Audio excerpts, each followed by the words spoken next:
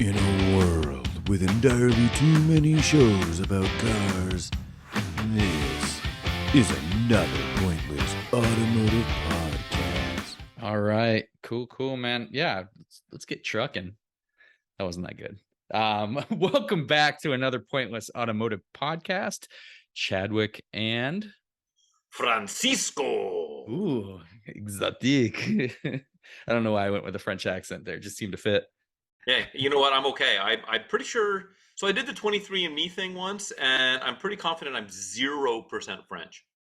That's Yeah, I'm otherwise a pretty much an ookie cookie of the rest of Europe, but no French. I do like a baguette, and I had brie with my dinner. But that aside, no French. How about you, sir? Are you a Frenchman? I am French, yeah. Well, my this is weird, but my grandfather met my grandmother in Belgium in World War II. So like a lot of French speaking people in my family. There we go. Oui. Yeah, that's it. That's the extent of it. Well, speaking of speaking, what are we going to be speaking about today, sir? Yeah, and spoiler alert on PCP, I can see a 924 still doing the same pop and wheelie stance in the background if you have the visual version of this. But anyway, today's topic. We talk about cars, vehicles, mostly cars. Yeah. You know, and every once in a while we mentioned like cheap off-roaders, kind of cool stuff. And we both like trucks. We've owned a bunch of trucks between us. And Sure. I thought we needed to go truck yourself, Frank. I think you know what? if I'm being honest, I need to truck myself less frequently. But as far as actually dealing with trucks and trucking around, yeah, totally. We do need to discuss more body on frame truckular vehicles. Get your lifted unibody bullshit out of our discussion, man. It's body on frame, son.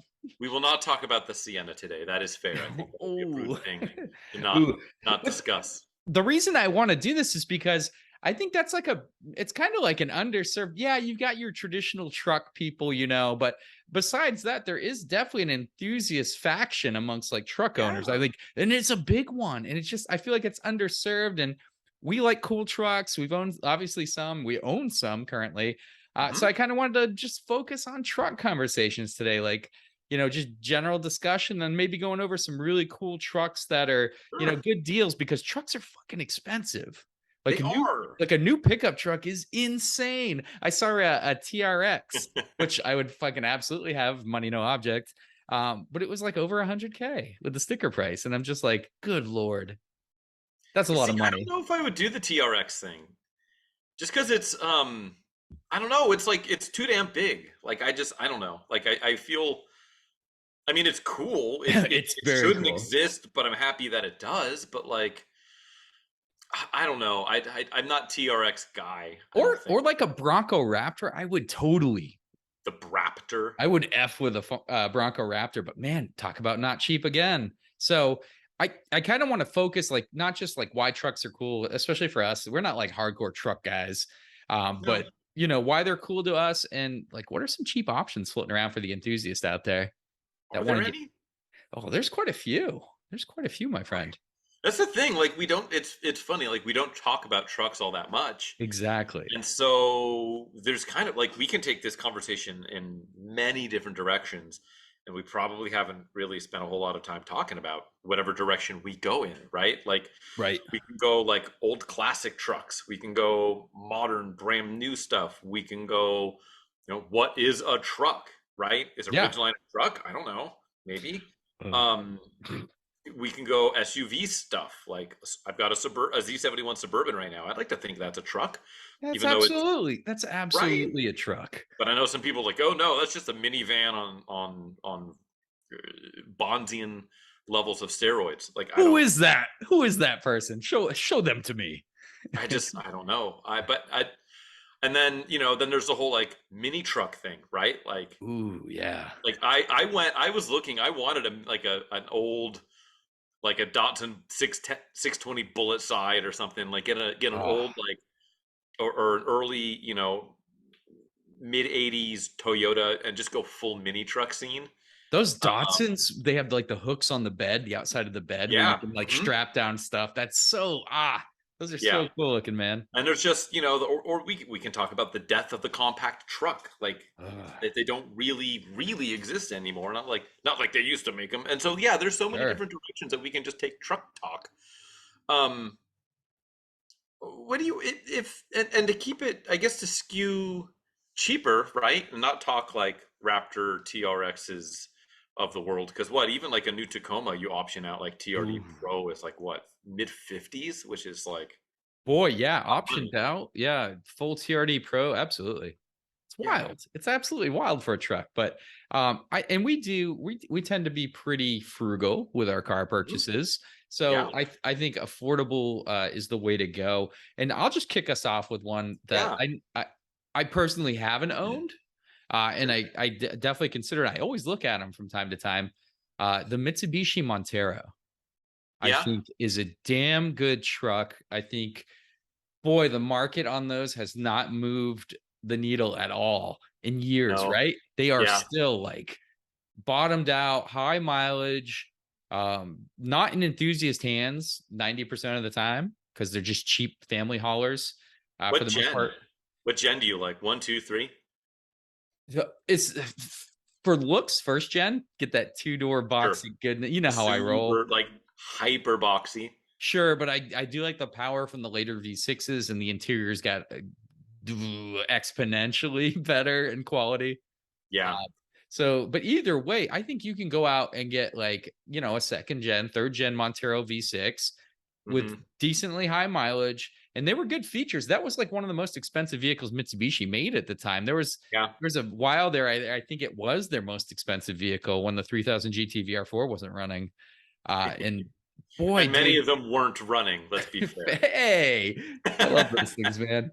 But the Montero, solid four-wheel drive, right? Pretty Yep. stout, pretty reliable, well Yeah. built.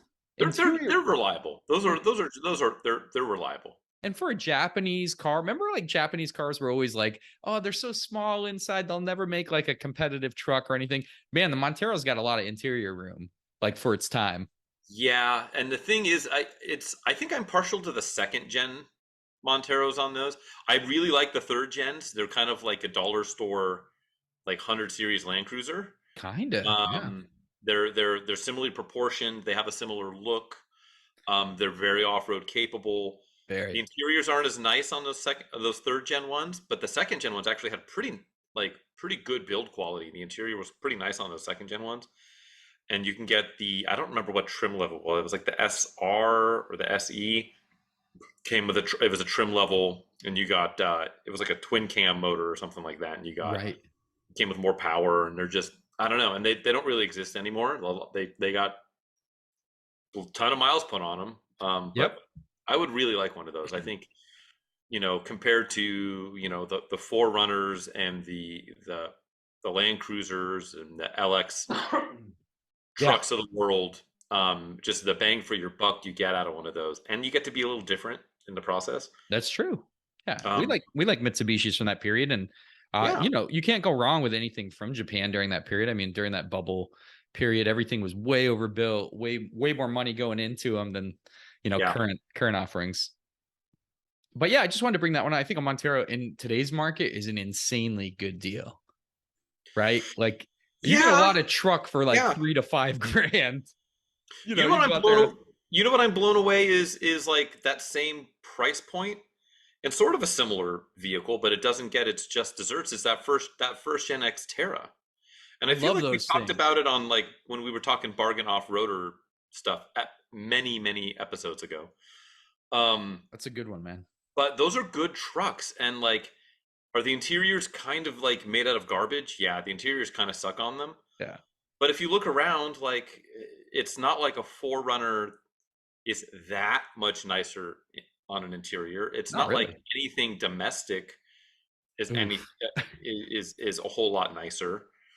Um, and those 3.3 motors they're kind of dogs. Like, they get terrible gas mileage and they don't make a lot of power, but they're absolutely bomb proof. Right, right. Um, more so than the first gen Pathfinder, which I really like. I actually really would love a Ah, first gen Pathfinder. But those first gen Xterras, They're reliable. They're easy to work on. They've got a little bit of a cult following, but Yeah. it's a cult following. Like mainstream hasn't caught up and priced people out. Like you can get a very decent one of those with like 150,000 miles or something for what? 4 grand? Nothing. Yeah, Yeah. absolutely nothing. And you can't get anything for 4 grand right now. You can't get a 100 clapped out 300,000 mile 94 Camry for 4 grand. So kind of similar rig to what you were just mentioning with the Montero, little smaller, Definitely smaller. built Yeah. a little bit on more of a budget as far as the materials and stuff. It wasn't quite as Yeah. upscale, but a little bit of a different image. Sure. Um, and just usable parts are everywhere. Like it was kind of a parts bin special. It's like A a lot ton of of frontier. frontier Yep. parts. Yeah. And so the parts availability is certainly probably better than a Montero. Um, but even Monteros, the parts aren't too brutal. So Mm-mm. um, yeah, kind of similar vibe. It's a good truck, and Cool looking truck too. I think they've yeah, aged really well. yeah. And if They you want look to go like special, like oh, a base, a standard Xterra isn't special enough, you can go like a late run supercharged truck. Um, supercharged manual. yes, which are yeah, Get that's the unicorn edition. it in yellow, Um, something stupid, Have yeah, that fun. bright nuclear Oh, yellow. Um, yeah, those are cool. Those very are cool. cool. Agreed. This next one, a little close to home. This also, like the Xterra, very undervalued, very tight cult following. Okay, Suzu Trooper. Trooper. Yes, sir. How many doors would you like your Trooper to I have, gotta sir? get it in two, baby. Yeah, you and your two door. I That's a love whole them. thing. The two door SUV thing. God, they look Um, better. They look better. I don't know what it is. I'll let you say your piece about the Trooper, but remind me when you're done. I want to revisit the whole two door SUV thing. Look, I'm not anti four door, man. I get it. I get it, but it's just something about the aesthetics just overpower me. But yeah, the Isuzu Trooper came out on the market, a very cheap and affordable SUV truck. They called it like a wagon, or if it had four doors, and it was a truck if it had two. Very cheap, but they were built incredibly solid. This was a Mm-hmm. workhorse truck from the very beginning, Spartan interior. Everything about the truck was truck like. It was loud and new. It had turd box engines. The early engines were just reliable but super underpowered, Yeah, right? That yeah, 1.9 was a dog. But they had a boxy shape. They were built yeah. in Japan during like a very good economic boom, so the quality was there, and they were Mm-hmm. just made for working. And to tell Yeah. you the truth, I love the first gens. I mean, I'll have a PCP update at the end of this episode about it. Whoa. Spoiler But alert. my dad had I think it was an 84 or an 86. So I had the lesser engine, but he had a four-door red one. It was a manual. And the thing was so cool. It was like you could hose it out, you could take it, beat it all day. It needed nothing for maintenance. Parts were cheap.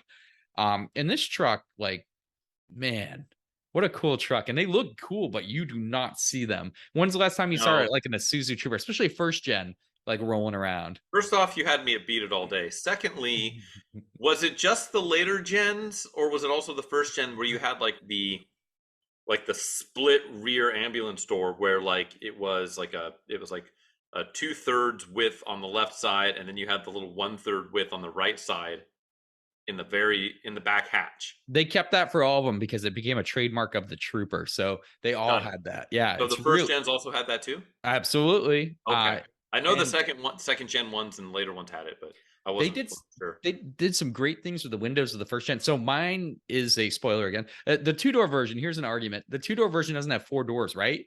So the back Correct. seat occupants need a window to open. It's Yes. one huge, looks like one piece of glass, right? The whole back of the vehicle. It slides like a school bus window. So you literally Yes. open Okay. it like that, which is Yeah. perfect for 6-year-olds, can totally hang out when you're on a trail or whatever. A lot of Exactly. fun. A lot of fun. And it has the front truck windows. So Mm-hmm. no AC in the early ones, and you You can get the turn wind those. wings. Yeah, you can turn them towards you and get that Yep. natural Yep. AC. So this is the very meaning of truck to me, is this like totally utilitarian yet Mhm. awesome looking and robust truck. And I think the Trooper is like, it's right there, man. Those are good. Yeah, and I mean, there's a lot. That call it mid '80s, mid to late '80s run of like SUVs was kind of everyone talks about now, like, oh yeah, like no one's buying cars or sedans, everyone's buying SUVs, but Right. the definition of the SUV has changed so much. I think like that was just truly the golden era of SUVs, Yeah. where every manufacturer had these body on frame SUVs, compact ones, mid-sized ones, full size ones, Right. and two doors, four doors. Um, it was really a smattering of different people trying to reinvent the wheel and had different ideas. I mean, you had everything from like a Samurai, which was very much Yes. that same recipe, right? Four seats, two doors, utilitarian, Yep. but just incredibly small, all the way up to your full size Broncos, Blazers, and Ram Chargers, um, and all of that was in like the two door formula. I mean, Yep. you had Troopers, you had the first gen Forerunner, you had the early second gen Forerunner you can get with a two door. The original Pathfinder was a two door only. Well, that's Um, because those grew out of pickups, right? So yeah. especially the Forerunner, right? Huh? Absolutely, just the pickup with a cab at first or a cap on the back. What do you And think? then they kept Go that ahead. recipe. Yeah, they Yeah. just kept the recipe as two doors, and then eventually people are like, "Oh my god, I like four doors. It's like having a car." So that's when the modern SUV, like I think the Explorer in the early '90s, really kicked off that revolution, right? Yeah. I mean, they didn't invent that, but they did So the most popular. to grow that like compact and mid-size SUV for the family. Because Yeah, before that, you had the Cherokee, which and was popular. which was popular, but you know those are smaller than you think. Like They are. Yeah. yeah, they're smaller than you think.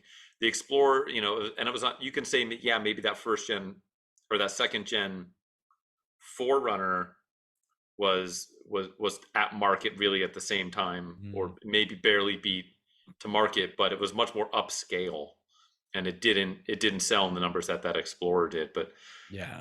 out of those two door SUVs in that era, right? Let's say the 1980s to let's say mid 80s to mid 90s. Who do you think pulled off the two door SUV the best? Ooh, it's a tough one. That's a tough I, one. my personal favorite and the one I would vote for is Forerunner, this first gen Forerunner. Um, Forerunner was good. You could get the Explorer Sport with a manual, which I thought was a pretty yes. sharp fit. Looking back, I can see like a clean one of those fetching some cash. You can kind of get. I don't. I bet I'm willing to bet that every two door SUV at the time, maybe not including some of the full size ones, you can get with a manual. I bet dollars to dildos that every single two door SUV sold in North America in say 1988, 1987 was available with a manual. Yeah, we Which is long gone now. sure we just talked about that in our manual episode, like 80s and 90s, manuals everywhere, right? And Yeah. now, boy, what a drastic shift in like a couple But decades, right? But you can get Two you can still get decades, the full four size decades. Bronco in a two door with a manual. You said right? Correct, That was your deal. So that's the last standard bearer. Jeep Wrangler, right? Yeah. Yeah, you're right. I think a base Wrangler you can still get with a manual. I think. Yeah, that's cool. Um, Good for them. yeah. Hell, you can option that thing right hand drive if you want to. Can you Do get a your best Rubicon? coastal. Can you get a Rubicon two-door manual? I don't. I don't know. I don't think Pretty so. cool. I Yeah. think it's only like the most basic trim, like the X or whatever they call the base trim. X gonna give it Yeah, to you, like right? that whole era of SUV, the golden era, and I miss it. I do. Well, it's still there and very affordable. Mhm. Yeah, and it's funny. It's funny. Like Mazda was kind of the one that didn't truly participate in all that because you had all these manufacturers like, Uh, oh, okay, well, we'll just get a truck and we'll make an SUV out of it, right? I mean, that was the S10 Blazer and sure. S15 Jimmy. That was the Bronco 2 was basically off the Ranger. You had the Forerunner off of their truck, the Pathfinder off of the hardbody, and Mazda at the time had a nice B2200. compact truck series, the Yeah. B series. but they didn't. They did the MPV, which is very different and fun, and that's something Very cool. Yeah. very cool, but not a truck. True. And they had they eventually had the Navajo, Mm. which is the two-door Rebadged. only rebadged Explorer Sport, Yep. which those are fun, those are cool, Super cool. but it's very clearly just like they made very little effort to disguise it and rebadge it. It was just a but then it's weird. You would have thought that they would have done kind of followed suit and made an SUV. Like that would have been fun, like a B series SUV, It would have been like awesome. an Yeah. early Navajo, And put a rotary in it. Ooh, Twin turbo. see that now that is a truck I want. I want like a 1974, 1975 REPU, the rotary engine pickup truck from Mazda. Oh. Those were super dope. They were impractical. But an SUV variant of that with a manual would be worth a fortune today. Yeah, like Wouldn't if I it? were It'd be king like for a day, Typhoon. if I found a monster bag of money, and if I woke up as Jeff Bezos, um, I would stop making penis-shaped rockets and firing all my money into space, and I would make these like passion projects of like, okay, like I want like get me these designers. I want to like let's recreate man. if Mazda had done something like that, and just make these like, what if there was a second gen 2000 GT go and like do a bunch of weird goofy stuff, right? Oh yeah. And that would be one of them. It's just like how would this do the 13B turbo 80s, rotary two-door SUV. Yeah, buddy. That'd be pretty sweet. That would be sweet. Um, what about full-size trucks? Where's your stance on the full-size stuff? Yeah, it's interesting. Like I think you can still find some deals. You mentioned yours. I think you got quite a deal on your tow rig, which is definitely is that Suburban? considered a full size? That's definitely a full size, Oh, right? yeah. Nothing. There's not a whole Full lot more size plus. full-size than a Suburban. Yeah, Yeah. plus size model. Well, what do you think about those? Those are, would you say overall a Suburban of that vintage is a good buy in today's market? Absolutely. I think that generation of Suburban, Tahoe, Yukon, even Escalade, if you want to kind of fancy yourself up. Yeah.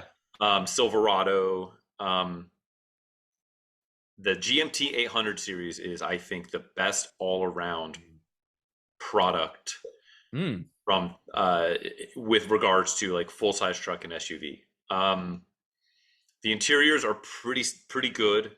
Yep. Parts are cheap and everywhere. Those motors, like the 5.3 and the 4.8 and even the 6 liters, are ludicrously reliable, especially the little 5.3 like I have in mine. It's it will never die. Like they are profoundly, the only thing you have to worry about with those is like, okay, every 200,000 miles you probably got to do a transmission. That's a GM thing from that period. Yeah, exactly. It's a time-honored tradition. Well, that 5.3 is like they built a metric shit ton of those. So yeah. Worst Even case if you scenario, manage to kill one, like they're sitting everywhere. They are everywhere. People use them as the basis for hot rod stuff. They're in Saabs. They're in Saab. Exactly. Get yourself a say shit like that. 97X. Yeah, baby. But no, they're very, very, very good vehicles, and they're not expensive. I paid $2,500 for my truck. It's a Z71. Now the tires were gone on it, and it needed a window regulator. There's some other stuff that I've addressed. Needed a wheel bearing, but I'm all in on that thing. Less than $4,000. Yep. And yeah, like I don't drive it that much because it gets 12 miles a gallon. It's a truck. And it's a truck. But for what I need for just utility of it, and and it's a Suburban. Like that, people use that as a daily driver forever. As soccer mobile du jour. Hell yeah. For a long time. And it's great. Like I like the GMT 400s, the earlier ones. Yeah. But push comes to shove, the 800s are just a much better truck. They're more reliable, they're more modern, they're more comfortable. Kind of in all regards. And they look good. It's not a bad Yeah, looking truck. looks like a Um, truck. I'd rather have one of those than an Excursion. 100%. Yeah, Yeah, we done that and one. those have a cult following. You know, you get the Triton V10 if you really want to burn some gas. Yep. And Cummins Dodges are like still super popular. Any vintage, Mhm. huge following. Those are not affordable though. So No, yeah. no. You know what is actually surprisingly, I think, I haven't looked in a long time, but they're a fun truck and I think relatively affordable still. Mm, If you can find one, a Dakota 5.9 RT. hell yeah, dude. That's I a had a friend in cool high school motor. who had one, and they're not terribly fast. I think they ran like a 15.1 quarter. Like they're not Right. fast, but they're kind of rowdy. They do just hellish burnouts. They sound good. It was like the muscle. It was the muscle truck at the That's a time. cool truck. Yeah, that's up there with like the 454 SS kind of, right? Mhm. Yeah, Kind a of little same smaller. style. Yeah. A little bit of a different attitude, or like the first gen Lightning. Mm. Um, but I Oh, don't I know. I love feel like that. they haven't had their moment in the sun. Like I think they're cool. And then even if you want to go even cheaper and really underappreciated, you get the Durango 5.9 RT, That's right. That's right. um, which was kind of a compact-ish SUV with a third row. Really, underloved. Like maybe one of the most underloved and more unique packages, like Hmm. in a truck of the era. Um, those are cool. I don't know. There's a lot of cool gems There's that a are out there. lot. Yeah, I didn't put a lot of full size because like it's weird. It's like hit or miss. They're like total turd boxes that are like just not going to work because the fuel economy is so horrible on the old full sizes. Mhm. But I did focus on some small stuff. We talked about mini trucks. I have to mention Yeah. another Mitsubishi, the Mighty Oh, Max, so mighty right? of you. Yeah, you have to. The Mighty Max is I it's still so cheap. You can go Yeah. find a manual later, and I would go for like a 92 plus Mighty Max with I definitely want a fuel injection. I want one of the better engines. But just, a small bed, two-door bench seat manual, just really cool pickup. Super cool. Like just dump runs, part store runs. You can't really beat Did it. I just they oh did they ever, I don't know, did they ever make any like special editions or anything of those? I don't think But I've they're ever all just like you get it in white or black or blue or red, and that's about it. Maybe silver if you're feeling froggy, yeah, they but went through some otherwise it's just a utility machine. you could get different size beds. I know that the engines changed over time quite a bit actually for that truck. Yeah, because they had the 2.0 and then a two. You can get a 2.6 was the biggest one in the 4x4s, right? Mm-hmm. I don't know. I could not tell you the last time I saw a 4x4 Mighty Max in the It's been a wild. while. Yeah, Very most of long them. time. I'd say probably like 80% of them are two-wheel drive. Maybe more. I mean, Yeah, that or like, I bet you I've seen. I bet you I've probably seen more Dodge D50s. same. Yeah, same Yeah, difference, right? yeah. Which is yeah, but like it's just weird. Like I don't know. Like I just haven't seen one of those. But that would be cool in 4x4 guys. Right. That'd be a Um, cool little truck to get out there and that'd be f really around cool. in. Yeah. Yeah, because they don't exist anymore, or even like the aforementioned the Bosnian, no, the Mazda B Dude. series. It's like a B20, B2000, B2200 before they turned into a rebadged Ranger. Right. Um, those are cool trucks too, with like the SE5 badging, like Oh yes. ripped down the bed, and Straight up like a rip on the SR5 from Toyota, but oh, it's 100% what it is. we'll Yeah. give it to them. But like speaking of Toyota, so the pickup is very expensive right now. If you want to find a clean Toyota pickup, but the Nissan hardbody to me has Mm, nearly the same looks, very robust engines too. yeah. Uh Kind of the deal right now, right? To score a nice clean hardbody, cool Yeah. graphics. Yeah, those are good. If you can find a four-cylinder one with the KA 24, that's kind of that's the direction I would go. I know the Sure. 3-liter, those VG V6s are they would just chew up exhaust manifold studs, and so like those, and same on the early Pathfinders. They would use Same all of deal, them yeah. forever had really bad exhaust leaks. Well, those early Pathfinders too. Yeah, you said Yeah, it and the earlier. automatic transmissions kind of got chewed up on those Pathfinders too. If I remember Yeah. correctly, it's the same transmission that was in the Subaru SVXs, Yeah. which is a random tidbit. Like the Subaru SVX got the Pathfinder 4-speed auto, or at least the base component of Interesting. it. Yeah, like it's just a weird deal. But yeah, overall, yeah, those the hard body, especially you find like the Desert Runner. Yeah. There's one They had that's floating around town here. You see every now and then. It's impossibly cool. even the base ones had really cool graphics options, like Mhm. just really cool decals. But boy, what a discount compared to its rival, at the time. Yeah, back to being Bezos for a split second. Sure, here we go. um, how fun would it be to just like Oh, make a like just from scratch design like call it a 1986 Honda pickup, and like what Honda would have done if they sold a truck. I imagine it would have been something kind of like the Volkswagen Caddy, okay. but maybe a little bit bigger. But like front wheel drive, based off of a car chassis. Like maybe get like a 90 Accord wagon and like turn it into like a Ute. It's it's funny we both thought the same thing, because I thought like a Subaru Brat or like a Rampage, Dodge Rampage, front wheel drive based on a car. Honda would go that direction for sure. Yeah, I mean they kind of ultimately did in a way, right? Like although that was more like with an SUV when they did the Ridgeline, it's probably more Honda Pilot than really anything else. Or like a CRV without a back on it.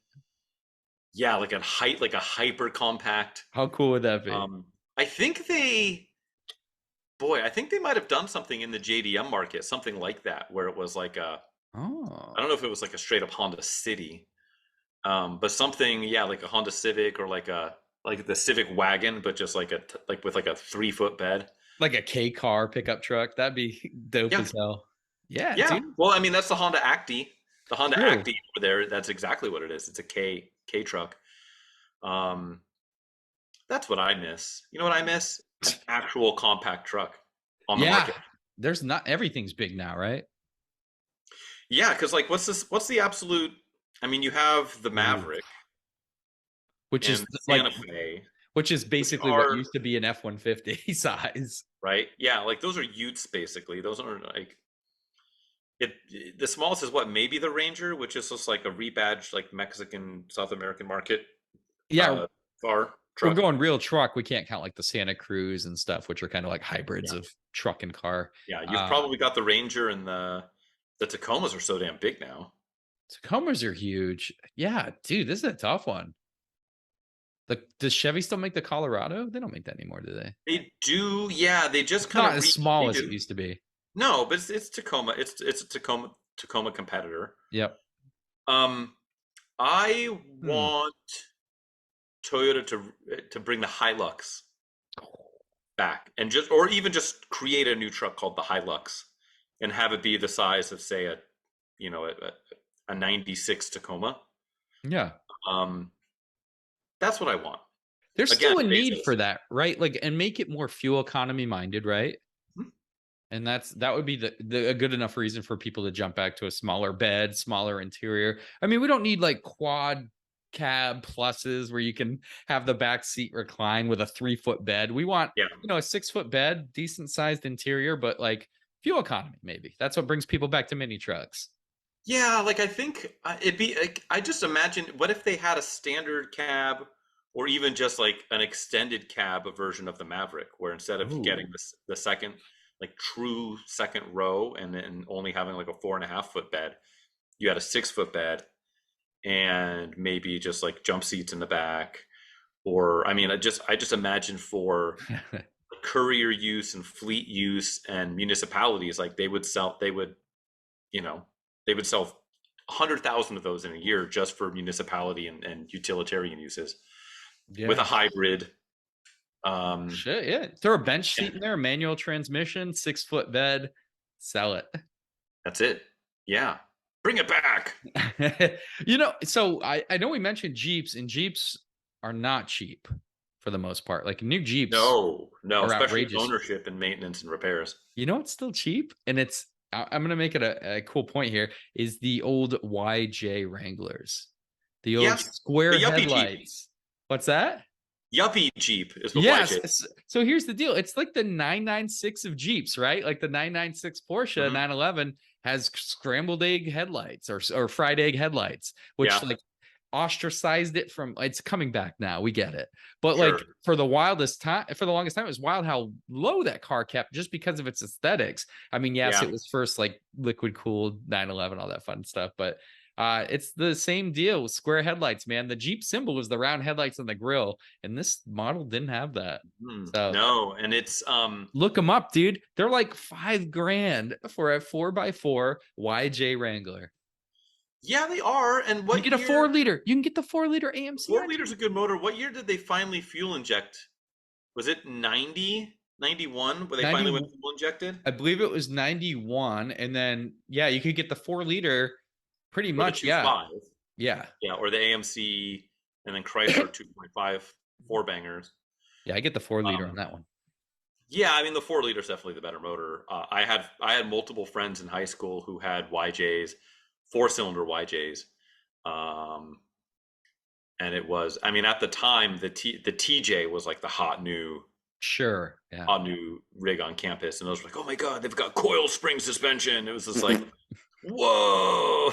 Now you're cooking. Yeah. And those were cool, and you can even get a base TJ for not a ton of money now, but the YJs were kind of the black family. I was shocked. I got on the marketplace and started like drumming them up, a bunch of them. Pretty good examples, not just like off-road beaters, like $5,000. Yeah, that's a lot of truck for that price point. It is. And, are they the most reliable thing ever built? No, not particularly. No. But if you just want something, there's a reason why those were pulled behind like RVs and stuff, where like, they're just a good small, like if you just want like a city car that like you can kind of keep beater-ish. Yeah. Or like they're kind of good for that because they're small-ish and they're short, they're you can park them. You can kind of beat them up on and off the road and they're okay. Now, if you're going to drive them every day with a soft top and have it be like you're driving 60 miles a day, like it's kind of a crappy car. Well, actually, it's 100% a terrible vehicle. To reflame what we're talking about, 2-door versus 4-door, I don't care what you say, my man. 2-door Wrangler is the only way to wrangle. Yeah, it's definitely the superior wrangle machine. How much different does it look? It just looks so proper. Too bad they didn't do, they did the Wrangler. They did the Wrangler. What is it, the 392 or whatever? The 390. Is it not 392? Yeah, with the Hemi 6.4 V8. Yeah. Yeah, I still want the Hellcat drivetrain in a 2-door, just to have it, just absolute murder machine. Oh, the 2-doors look so good, man. The new modern 4-doors, that just like, it's like an Escalade or something. They're just so huge. Yeah. You know what's cool? And you can get the big power plant in.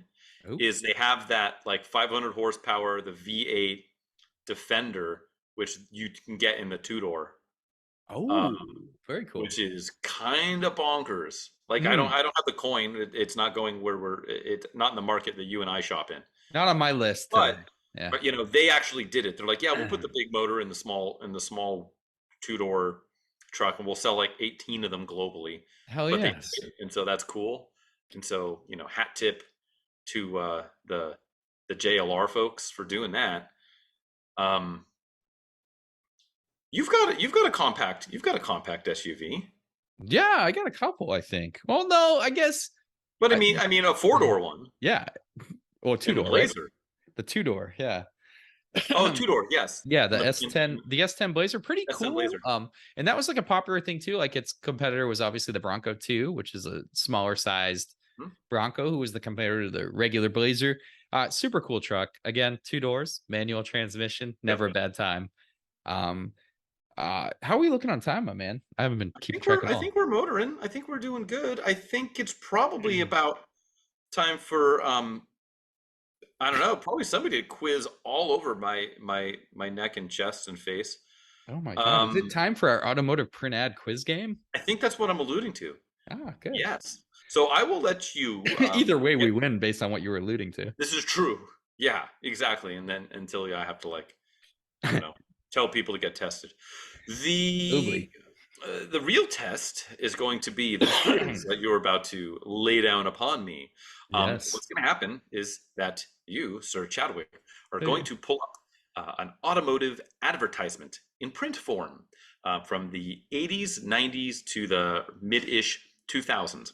He's going to read this print copy from this advertisement while redacting out any of the overly identifying things such as make and model.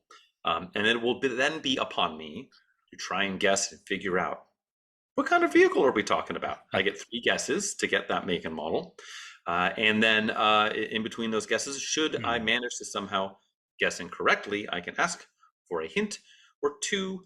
And that's it. I get 10 minutes starting when Chadwick is done reading this.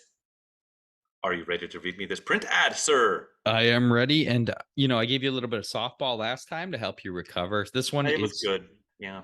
I would rate this one as more challenging for sure. Okay. So here we go. The car is at the bottom half of the ad. At the top half, it shows the front seats. And then it also shows a cross-sectional photo of the engine. Ooh, okay. The top headline reads 2-seat excitement. It's one part technology expressed by things like front-wheel drive, 4-wheel independent suspension, and blanks engine. I'm not going to give you that engine yet. Okay. It's a little special, kind of like the one we did the other day with the old Prelude. Yeah. It's probably not that technology focused. It's one part biology expressed by things like just 2 seats. Okay, we've made that clear. And just the 2 of you. I don't know, a little creepy there. It adds right, mini me dancing around. It adds up to a long stretch of road, a lot of excitement, and blank. And just in case you're ready to take on a little more, we've got that too. And we've got it 3 ways. Hey, this ad team is dirty. Extra excitement. Blank now offers an increased compression blank engine for higher output. A 1.6 liter power plant that delivers 14% more horsepower punch than the base engine. It's optional on the 4-speed stick and standard on automatiques. 4-speed stick. Okay. I'll give it to you because it's a tough ad. 46 estimated highway MPGs. Okay. 29 EPA estimated MPGs. So a little discrepancy there. A little bit. And it has the disclaimer at the time for California cars. For comparison, your mileage may differ depending on speed, distance, and weather, actual highway mileage, and high outputs, blah, blah, blah. Okay, there's also a sport close ratio transmission option for a sportier road feel. And then there's blanks. I'll name the package TR package. It gives you a tight suspension for a firm stance and flat handling. You can also get Michelin TRX tires fitted to your choice of sport steel or aluminum wheels. Be a man, get the steel ones, is what I say. There you go. Blank. One part technology, one part biology. It adds up to 2-seat excitement. You can get into it by buying or leasing at your blank dealer. Boy. 10 minutes on the clock, my friend. Starts now. So there's a 4-speed manual or an automatic. Correct. 1.6 front wheel drive in high output or standard. With the 1.6, I was initially thinking maybe this was a Mercury Capri because that's a 2-seater front wheel drive, 1.6, I believe. And they had the XR2, which was turbocharged. And I would have thought they would have mentioned turbocharged, but that's not a 4-speed. So this could be based on a 4-speed. I'm thinking this can't be a whole lot later than like 1985. We could be working with. Also, I don't think you can get a CRX in a 4-speed, so that's off the table. It's front-wheel drive, so it's not an MR2, which you also couldn't get in a 4-speed, but you could get. It was a 1.6. I don't think you can get a 1.6 in a Fiero, which would be rear-wheel drive, so that's off the table. This could be one of the early, so this could be one of the smog era, like fuel crunch, economy, sporty cars. So you had like the Dodge, like the 2-seater Dodge Omni thing. What did they call that? It was like the OM10 or something, and then they had a Plymouth version, like the Plymouth TC5 or something. You also then had the Escort EXP, which it could be the Ford EXP. I think that fits. I don't think that was I know there was a 1.9. I don't know if there was a 1.6 in those early cars. And then the optional TRX were their domestic manufacturers that had TRXs for the tires. I don't know. I mean, they were kind of traditionally in metric sizing. Oh boy. Unless it's like a Renault Fuego or something like that. We did start off the episode by talking French stuff, so we did. It could be. I don't know enough about a Renault Fuego to figure out if it was like a 4-speed option was available. The TRX wheels match up. I think those were a 1.6, but they also had a turbo. And they didn't mention the turbo, and those were front-wheel drive. That's pretty oddball. Just as a starting point, I don't think this is it necessarily. But I'm going to say this is, call it a 19. Ooh, could it be a Mercury Lynx? Like the Lynx? What do they call that thing? No, I think in this, I'm going to go with the Ford. I'm going to call this a 1983 Ford EXP. Final answer, Bob. Ford EXP, equal parts technology and biology.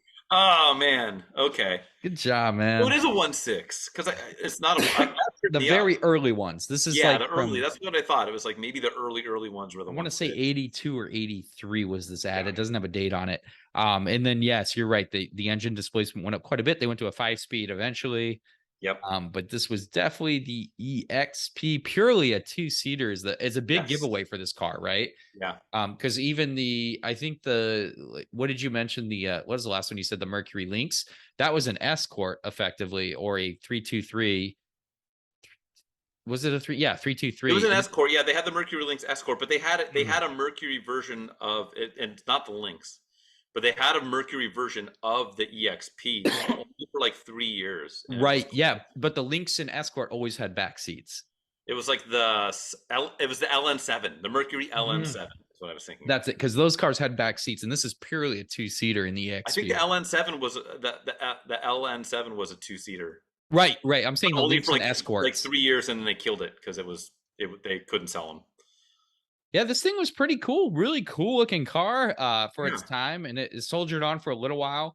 And then eventually the Escort GT was beating the crap out of it. So like they finally canned the. And those early EXPs were carbureted, I think, right? Correct. That 1.6 was carbureted for sure. Yeah. But good job, man. Yeah, it's a weird car. And I had to call it out because it is really weird. It's a front wheel drive 2-seater, which there are not too many of those in our period that we're covering. So good job, there's man. What's interesting is, and now that in retrospect, I'm thinking a Renault Fuego is a 4-seater, so that would have scrapped that. But like, there was that one little niche, like that one moment in time in the early 80s where you had like that car, and then the Chrysler version, which was the I don't even remember the Chrysler and Plymouth versions where they had their own little 2-seater hatchback deal. It was all like Fuel Crunch Well, Crisis. the Scamp ran at that time too, which was a 2-seater, Yeah, the Scamp and the Rampage. kind of like a pickup thing, right? Yeah, Yeah, that was a truck, but they had truckish. it's called like the Dodge Omni like OM10, and then they had the Plymouth Right. started with T. Yeah, it's based on the Horizon, which was the Dodge Yeah, Omni. Yeah, yeah, yep, and it was I weird can't stuff. remember either. Yeah, Completely and utterly forgettable cars, which is yeah. what we like. The EXP has a tiny little bit of a cult following. I think people like that car. But yeah, the other ones are just good luck finding one. I'm sure someone's got one squirreled away accidentally. I actually know where one is squirreled away Oh, near me. It's like I think it's an '84 EXP. It's like a orangey red with a red okay. interior. It's a manual, carbureted. It's got a Weber on it. The guy was like trying to sell it for like $5,000, which is too much. Too much, yeah. But yeah, I know where he's got it in his warehouse, and so he's just like, I don't know. I need to dust it off and get it Someday, he's saying. Exactly. I know what I got, Um, bro. exactly. Cool. Well, dude, good job. We should definitely celebrate with some harder than average drugs. I believe that's how it's classified. PCP even, and Yes. stands for Project Car Progress. Narcs that are listening. That's what that means. Yeah, we should do that. And I know you've got probably more to update than I do, because I was on vacation for a big chunk of time. I took the kid to Disney World, did all of that. I saw a car show when I was out there. There was an immaculate, like I think it was a '89 Tercel Oh, that was there. Oh yeah, it was a damn. white 2-door. It was clutch, so that was cool. And then there was like a perfect Suzuki Samurai there, which was cool. And then a bunch of like apparent. Were you aware how just at least in Florida, as far as Florida Man is concerned, underglow is back very hard. Like it's I way can back. see that. Yeah, I can It's see that. way in. So first off, you should get your underglow on. But secondly, Absolutely. that's kind of all I have to offer because I was gone for a full week and just now back in the land of the living. So Nice. that's really all but I know you, sir, have been up to more. So I want to give you the floor to wax about what you were alluding to earlier in our 2-door SUV truck talk. Yeah, I've been working in the garage a lot. We'll update that another time. But to stay on topic, I purchased another truck, my friend. Ooh. This is cool. A 1988 Isuzu Trooper 2. Now, that year's pretty cool because it was the first year of the 2.6, the big 4-cylinder. Yeah. One of the better engines that early first gen came with. 4-wheel disc brakes, which was super cool. And hello, Mustang GT and your drum brakes. My Isuzu Trooper's got 4-wheel disc, baby. But 2-door models, so early on they were all 2-doors, then they really got rid of them. So it's rare to find one of these this late in the run with 2 doors. So super rare, manual, 5-speed, 2.6, fuel injected, not carbureted, 4-wheel disc, not drums. 88 was a big year, and these are getting really rare. Like, what color? It's this really brightish red. It kind of looks faded, but I think I can bring it back because red is a very easy color to bring back. Yeah, it comes back good. Super boxy, 2 doors, everything functions. The 4-wheel drive, these ones had an automatic locking 4-wheel drive that always broke. So the guy actually went and completely replaced it with the Warn brand. Oh, sick. Not just the dollar store ones. Dude was a 20-year-long mechanic. So he did timing belt, water pump. Nice. I never buy cars that are already, done. It needs a lot of work. Doesn't have any carpet, things like that. But where can you get carpet for that? Dude, online. And it's what's funny is there's like there's these like little places you can find it. So I'm gonna do new carpet, patch up some of the seats, and it's dope, man. It's so fun to drive, dude. It's like driving a semi truck. Yep.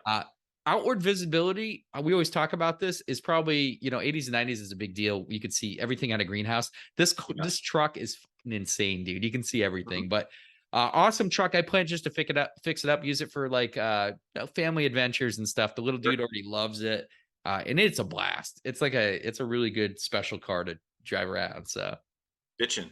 Yeah, well, cool. Those are fun. Yeah, those are really cool. And yeah, I'm going to be excited to see it when we're no longer Dude, yeah, doing it. we'll go for a ride. Hopefully I get the 20-year-old tires off of it. Oh, So, sure. and I've been driving it like that because they're truck tires, dude. They're off-roady. And my dad had one, so he had an earlier one growing up. So, like I said, it's like completing the circle. It's a Dope. really cool truck, though. That's really cool. I'm on board. Hell yes. Hell yeah, brother. And we're I mean, we're here at the end of this episode. I would like to take a little time and thank our wonderful listeners out there. Thanks, guys. We really appreciate it, guys, because honestly, we love doing this. It's kind of fucking awesome to talk about cars. Yeah. Frank and I have no trouble doing this. It's not a Yes, and you know, and it is kind of, it tickles me when I randomly hear that somebody's like a listener, like, oh yeah, I know someone that listens to your podcast, and I'm like, holy crap, like yeah. people listen, and so it's fun in that regard. We have fun. Hopefully, you guys have fun listening and putting up with our nonsense. Yes. And so thank you for that. Feel free to participate. We do have a nearly abandoned Instagram, which is at APA Podcast on the Instagram. Get on board, jump on in, send us messages, leave us comments, follow along there. Keep listening, and then if you are tired of this, but you want to see or hear more of us individually, which of course you do, Chadwick, where would you be tracked down should the people decide they want to stalk you? Yeah, real quick before that too. Also, our YouTube page, we're still running our promotion. Free subscriptions this week, guys. I mean, the people I'm waving at right now. Yes, if you're seeing us right now, subscribe. It's a little button, costs you nothing this week. For my personal endeavors, which is the rescue and restoration of turd boxes, usually reviews from time to time. You can find me at Auto Obsessive Garage on YouTube, also on the Instagram from time to time. And Frank, where can the good folks track you down? The Photographer's Garage, and that's on all the things. So that's kind of it. Cool. Thanks again, guys. Let's do this again sometime, shall we? Yeah, let's do that. Thanks again, guys, for listening. And as always, take care.